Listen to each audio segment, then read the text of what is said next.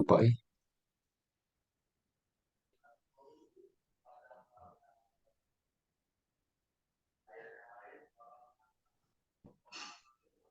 Udah masuk belum? Belum.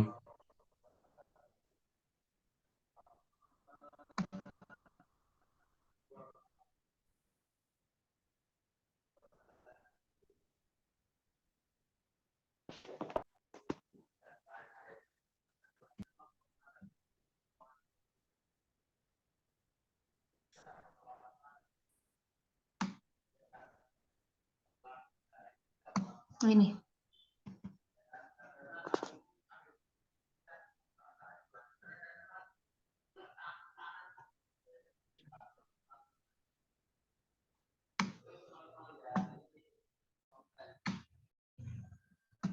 Ini yang nanyanya Aji aja atau yang aku Um, aku yang Aji Aji. both of us. Okay, well, hello, sir. Hi, how are you guys? Can you hear me? I've been doing. Um, sorry, sir, can you turn on your camera? Yeah, I'm trying. Okay, I guess. Hey, how are you? I'm so far so good, sir. Share. Thank you for the opportunity and thank you for time for us, sir. How do I Yeah, call no you? problem. Oh, my name is Kasim. Okay. Without any further ado, let's move to the main session. First, hello, my name is Aji Gapiano and also my friend. Can you introduce yourself, Ayunda? Okay, my name is Ayunda Arum. Nice to Okay, meet we you. are the third semester student from the Islamic State University of Bandung, Indonesia, majoring in English Education Department. Yes, we are going to be a teacher in the future, maybe like you, sir. And this Very video cool. or this interview is to fulfill our one of our assignment in our university in critical listening subject. So I will explain a little bit about how this interview will going on. So I just want to ask a question, maybe just 5 or 10 questions.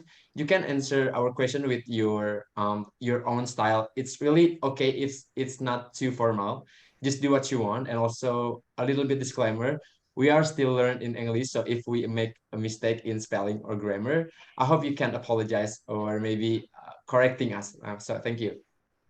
Maybe Okay, can you introduce yourself, sir? absolutely. My name is Kasim Raza. I am from Atlanta, Georgia, in United States of America, and I am a teacher of English for foreign learners. I'm actually Yes. in Guangzhou, China right now. I just flew in. I flew in last week. So Oh, I'm here actually to teach English. So I teach grades 3, 4, 5. In the past, I have also taught grades 8. And yeah, that's, I guess that's okay. about it. I'm 27 Wow. years old. Uh, my parents are from Pakistan, so that's my ethnicity. And I suppose that's it. Is there anything else I need to add to Okay. that? That's enough, sir. Thank you for the information. So, your subject or field is English that you teach. Yes, I teach English. Let me see. So, do you teach like in school or online or anything else? No, I only teach in person. I have tried Nice. online teaching. I did not like it. It's not my style. So I tried it for 1 month. It did not work for me. I see. So, Um, every teacher has different style. So, what about Yeah, you, I need Arunda? to. Ayunda? sure. What motivated you to want to become a teacher? So I chose to become a teacher because, well, I should start with I did not go to school for teaching. So I actually went to school for international politics. And Um, while I was studying international politics, I took Chinese as my language lesson or my language class. And at that point, I kind of just fell in love with learning languages and at the same time teaching languages.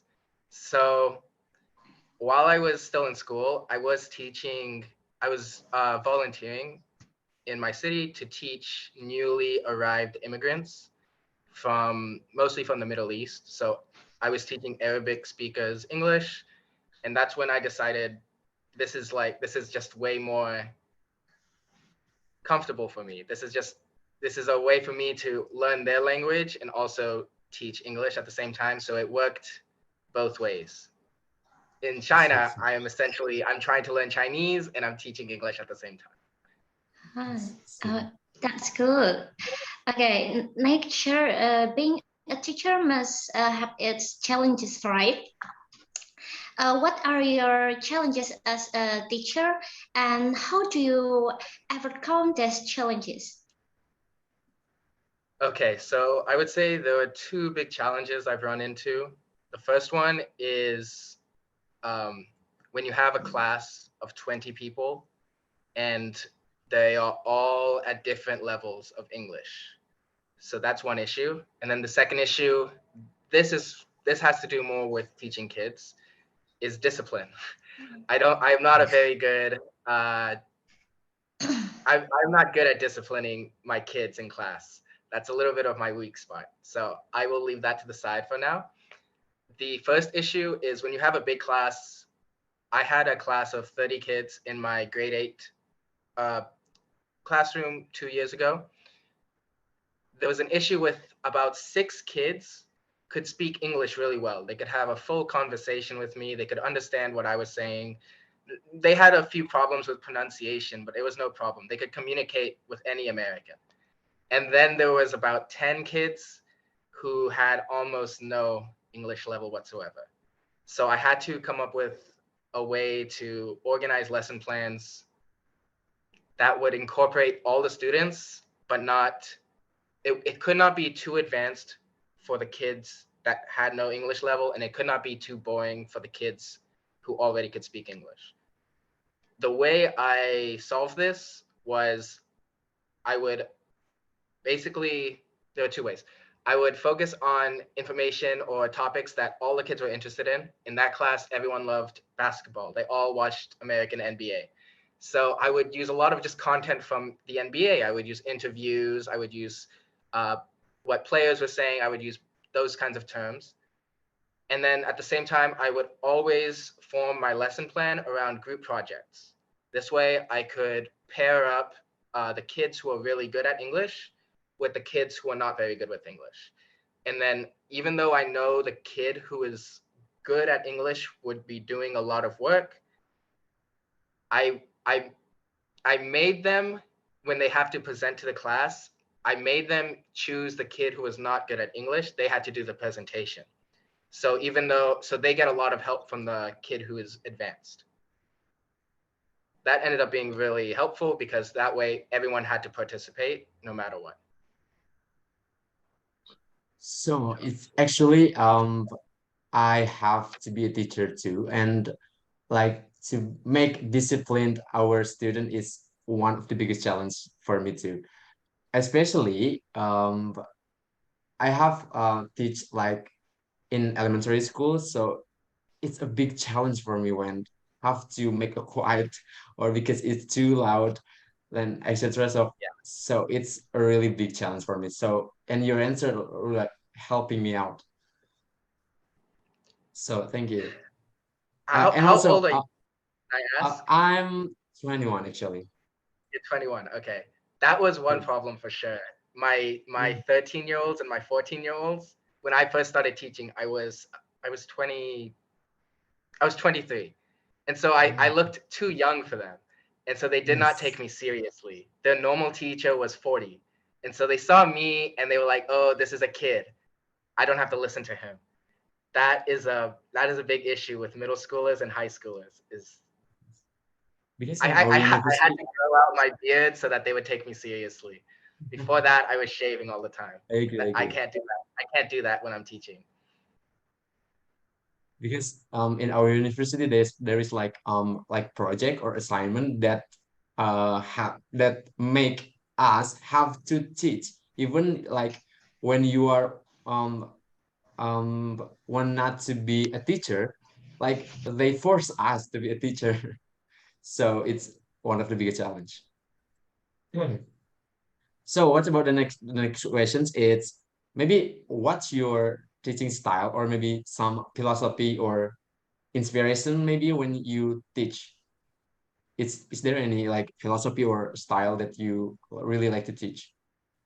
Yes, I like to make sure the learner is connected to the content. So I don't know how, I mean, you two are pretty good at English. I don't know if you studied it specifically or if this is just from school in Indonesia, but in America, everybody has to learn Spanish when they are in school.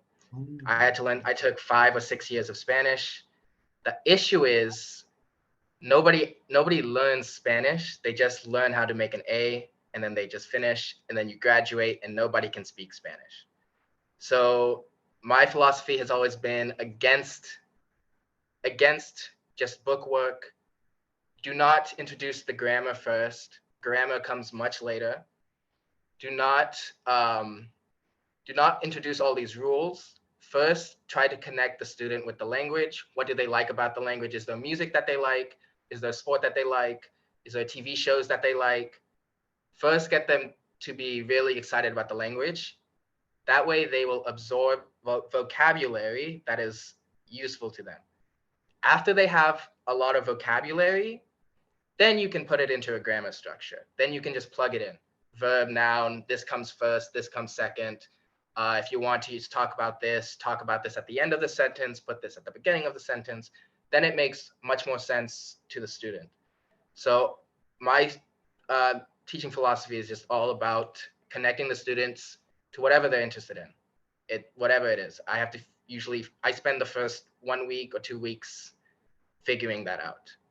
And then also group projects, I think, are very helpful to keep everyone engaged. Otherwise, sometimes you lose the interest of maybe 25% of your class. So it's very helpful, in my opinion, to always have group projects or competitions involved in your lesson planning. Okay, thank you for the answer. So, I really agree because keep everyone engaged with our material that we want to present is really important because sometimes me as a student it's uh it's scared to make a failure of speaking and also when I will speak to you sir.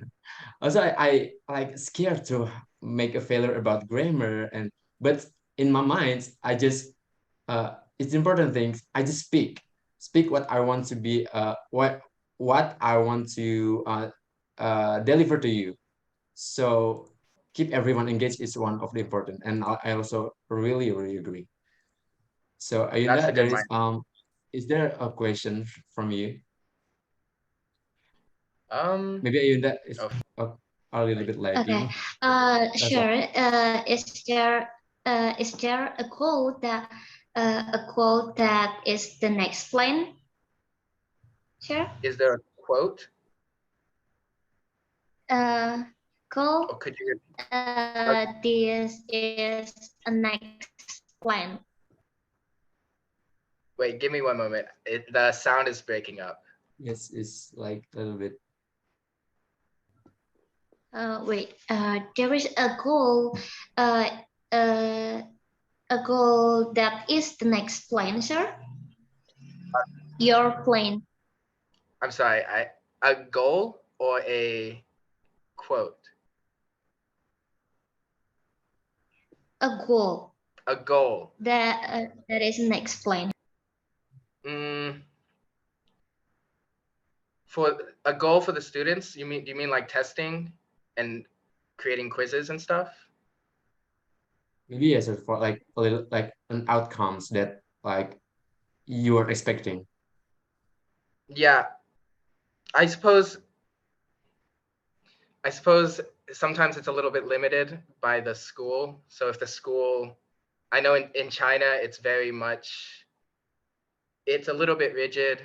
They want the students to just be able to pass the graduation exam. That's the most important thing for all students, no matter what. Um, Otherwise, besides that, though, you would want to just find out what the students' goals are. Some students most students, I think most students just want to be able to speak. They don't really, they're not that interested in writing. They don't want to, reading is a little bit, they have some interest in, but most people don't have interest in writing.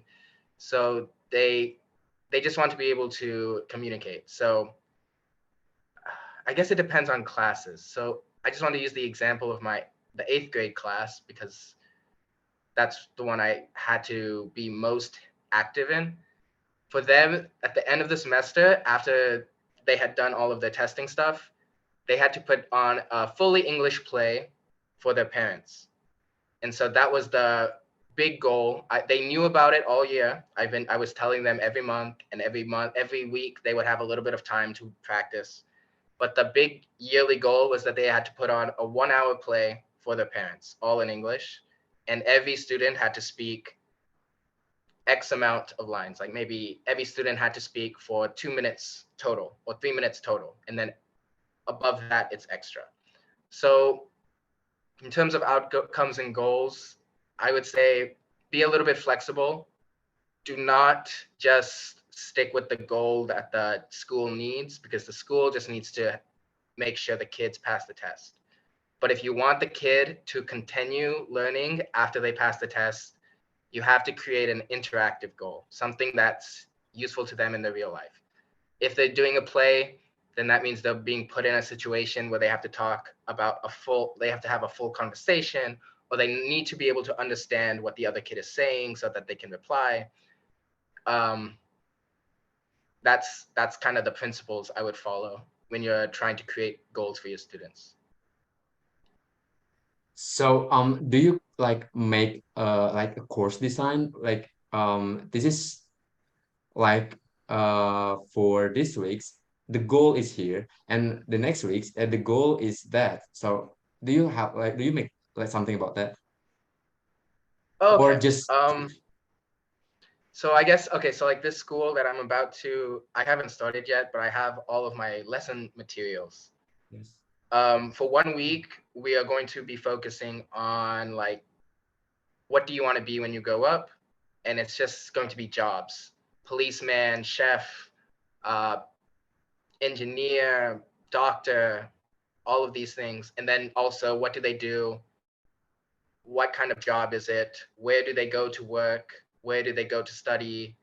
Just all of these things about the job. So the goal at the end of the week is just, I would want each student, and I probably will have to call them up in front of the class and tell me full sentence, using probably 3 or 4 sentences. What do they want to be when they grow up? Why do they want to be it? What will they be doing? Like if you are a doctor, I'm treating sick patients. That's good. And what does your mom and what does your dad do for work? So they need to be able to answer all of these questions without me asking. They need to just come up, and I will ask them, what do you want to be when you grow up and why? And then that's all I can say. And they have to be able to tell me 4 to 5 sentences at the end. That's about what I would use as a weekly goal or like a short-term goal. Okay.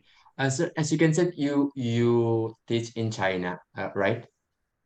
Yes. So as I know, not all Chinese people learn English, and also when I read from the books that like Chinese mother tongue is really far from English, so it's a little bit hard for pronunciation in English. And also I read from the books that Indonesian people like us, like me, like a little bit near from English. So when we learn about pronunciation in English, like a little bit easier. So is that any way that you can share that you can share to us about how to make about how you teach the pronunciation to Chinese people? I try not to focus too much on it at the beginning, but it is important. You're right. Chinese people, it's just a totally different language. And so sometimes sometimes they'll say something and it's a normal sentence, but it will sound angry or it will sound sad, even though they don't want to be angry or sad. So it just has to be with practice. The only way you can do it is you just have to make them talk. They don't want to talk. So you just have to make them talk and practice, practice, practice. the thing with speaking is you have to it just comes down to training your muscles, like your mouth muscles. So you can't think about it, you just have to say it. You just have to keep saying it and just keep saying it. That's the only advice I have, is you have to just make them open their mouth and do it over and over again, and make sure they need to understand they will make a lot of mistakes, but it doesn't really matter. As long as you keep talking, it will just get better and better. That's really all it is to it. Okay, thank you for a really good advisor. Maybe this is the last question. So, is there any motivation for us as an English teacher in the future, and especially an English teacher? Are you guys, do you two plan on being English teachers in Indonesia? Is that the main goal? Yes, I wish. So, advice would just be, make sure your classroom is fun. Most kids take language class as they don't really care for it. They focus more on science, they focus more on math. Um, Homework should always be based on what they like. Uh, if you need to connect your lesson planning to a bigger, like if you want to connect 1 month to the whole year, then you want to structure it so that it's hmm. It really depends on the students. That is Okay. one of the problems with giving advice on this. It really, really depends on the students. Some students, honestly, some of them like don't want to, they have no interest in learning numbers, and that's okay. Numbers aren't that important, but I've found like every beginner textbook, every beginner book that you want to use, they have just numbers as one of the big things, or they have something that doesn't matter, like um, how is the weather? The weather is nice. Okay, this is very boring, but we're going to spend 2 weeks on this, and then the kid is no longer interested. And then you get to the next unit, which is supposed to be more advanced, and now the kid, he he wasn't paying attention during the boring lessons, and now he's behind when you get to the advanced lessons. So always just keep in mind, however you can keep them interested, that's the only way they're going to learn the language. It doesn't matter if they pass tests. Chinese kids, for example, I don't know if you know, they're just incredible at taking tests. They are so good at studying and taking a test, but it doesn't mean that they learned anything. They take the test and then it's done the next day. They can't say anything after that. So don't focus too much on tests with language learning. Language learning is not like math. It's not like science. It is very much, I mean, if you can tap into the emotion of the student, that's where they learn the language, is they have to have some sort of emotional attachment to the language. That's kind of the core to how I would advise teaching English. I think it also is a little bit easier with English because I think most people watch something from America or watch something from England, even if they watch it in translation. But if you're watching sports, if you're watching Netflix, if you're watching comedy shows, movies, anything like that, find whatever they're interested in and then stick to that and use that as the core learning material. Thank you. Such a really great insight for us as an English teacher in the future. Maybe that's the last questions. And Yeah, really thank you for the question, the for the time to us. We get a lot of knowledge, a lot of insight from your perspective. Maybe thank you. Sorry for interrupting your time, sir. It's really help us to fulfill our assignment. So maybe I'm there happy is to help. a word from Ayunda. Is there anything to say? Um, Having this interview really helped me because before that I didn't have any teaching experience. I'm so grateful for helping us, and thank you, sir, for your time. Very happy to help. Maybe a little bit What year are you, or when do you to graduate from your education program? maybe 2 years later. 2 years? We Okay. are the third semester. So like last year we just registered from the to the university. We still like freshmen. Well, if you say that your university is already making you teach, that's a good thing. The biggest issue is just the first year, the first 2 years, because you're just, as a teacher, you're going to be very nervous and you don't know if what you're doing is working. Give it 1 year, 2 years. Don't worry about the first year. It's just how you're just going to learn what your style is, and you're going to learn how do you uh, communicate with the kids.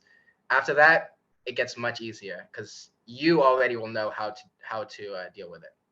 Other than that, that's about all I have to say. One last word. Thank you, sir, for the occasions as for and sorry for interrupting your time. Don't worry about it. Maybe I'm I'm in gonna a end this quarantine. interview. So okay. Have a good Okay, day. thank you, sir. Thank you. Take Okay, I'm care. gonna end. See you, sir. Bye.